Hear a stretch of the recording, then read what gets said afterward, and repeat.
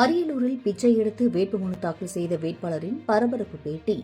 அரியலூர் சட்டமன்ற தேர்தலில் போட்டியிட மக்களாட்சி கூட்டமைப்பு நாடாளும் மக்கள் கட்சி சார்பில் தங்க சண்முகசுந்தரம் அரியலூர் தேர்தல் நடத்தும் அலுவலர் பிரேமி அவர்களிடம் வேட்புமனு தாக்கல் செய்தார். அரியலூர் சட்டமன்ற தொகுதியில் நாடாளும் மக்கள் கட்சி சார்பில் போட்டியிடும் தங்க சண்முகசுந்தரம் பொதுமக்களிடம் பிச்சை எடுத்து சேர்த்து சில்லறை காசுகளை தேர்தல் வைப்பு தொகையாக செலுத்தி வேட்புமனு தாக்கல் செய்தார்.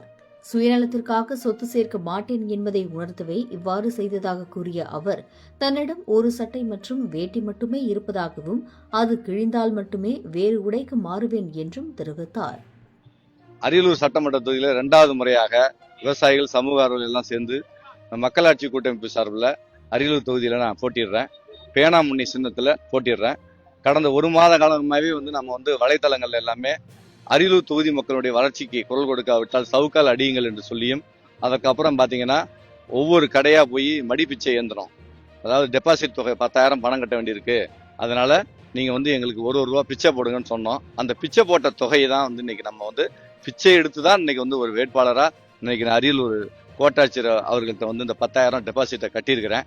எதற்காக இப்படியெல்லாம் செய்ய வேண்டிய அவசியம் இருக்கு அப்படின்னா, நாடு சுதந்திரம் அடைந்து 79 ஆண்டுகளாகியும் இன்னும் எங்களுடைய அரியலூர் தொகுதி வளர்ச்சி அடையாமல் இருக்கிறது. உலகையே ஆட்சி செஞ்ச இந்த மண்ணு இன்னும் வளர்ச்சி அடையாமல் இருக்குது.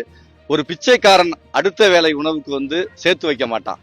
அதனாலதான் நான் பிச்சைக்காரன் நான் திருப்பி சொல்றேன். உங்கள்கிட்ட ஒரு ரூபா மக்கள்கிட்ட பிச்சை எடுத்து தான் அந்த டெபாசிட் தொகையை கட்டியிருக்கிறேன்.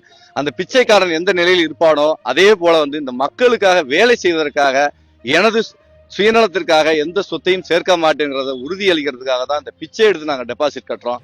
கடந்த 2021 தேர்தலையும் இதே போல பிச்சை எடுத்து தான் கட்டினேன். இப்பயும் கட்டியிருக்கிறேன். தொடர்ந்து இந்த மக்களுடைய குரலை இங்க எப்படி நாங்க தொடர்ந்து பல்வேறு கட்ட போராட்டங்களை நடத்தி இங்க மக்கள் மன்றத்தில் இங்க நாங்க பண்ணிட்டு இருக்கிறோமோ, அதனுடைய வெற்றியா மக்களுக்கு கொடுத்துட்டு இருக்கிறோமோ, அதே போல சட்டமன்றத்திலும் எங்க விவசாயிகளுடைய குரலும் இந்த பொதுமக்களுடைய குரலும் ஒழிக்குங்கிறத பிரதிபலிப்பதற்காகத்தான் பிச்சைக்காரன் என்று சொல்லிக் கொண்டே இருக்கிறேன்.